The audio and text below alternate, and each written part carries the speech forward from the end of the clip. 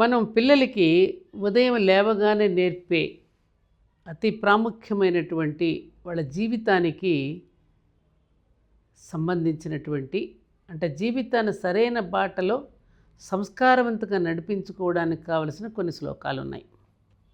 లేవగానే లేవగానే ముందుగా కరాగ్రే వసతే లక్ష్మి, కరమధ్యే సరస్వతి, కరమూలేతు గౌరీచ, ప్రభాతే కరదర్శనం.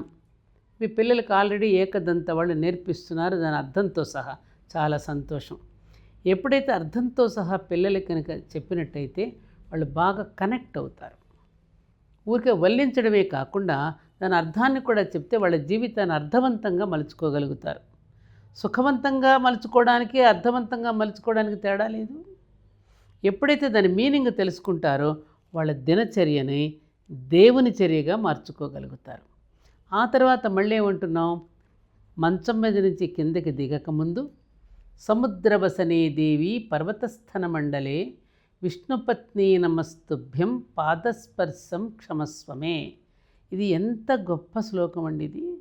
ఈ ఒక్క శ్లోకాన్ని కనుక అర్థం చేసుకుంటే ప్రతి మనిషి తనలో ఉన్న మానవ ధర్మాన్ని మేలుకొల్పుకుంటాడు. ఏమని అడుగుతున్నావు అక్కడ, ఓ నేల తల్లి, నువ్వు లేనిదే నేను నిలువలేను, నడవలేను.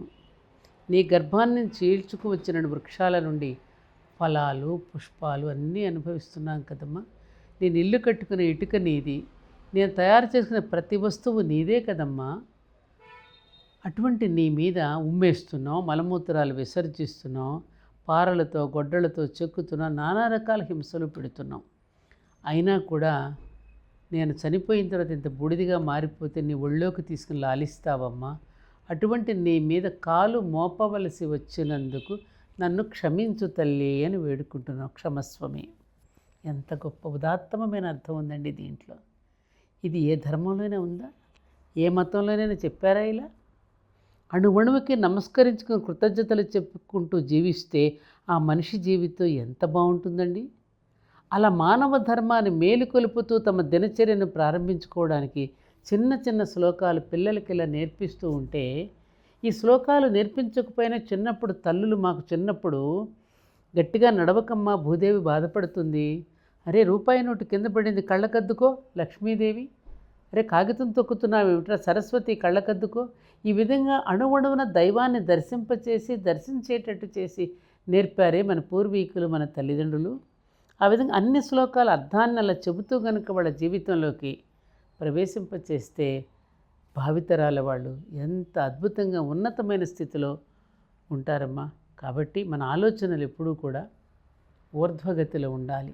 ఆ ఊర్ధ్వగతిలో ఆలోచించడానికి కావలసిన శిక్షణ చిన్నప్పటి నుండి కనుక మనం అందించగలిగితే ఇంకంతకంటే గొప్పతనం ఏముంటుంది. అంతకంటే ఇంక మన మహర్షులకి పెద్దవాళ్ళకి రుణం తీర్చుకునేటటువంటి విషయం ఇంకేముంటుంది.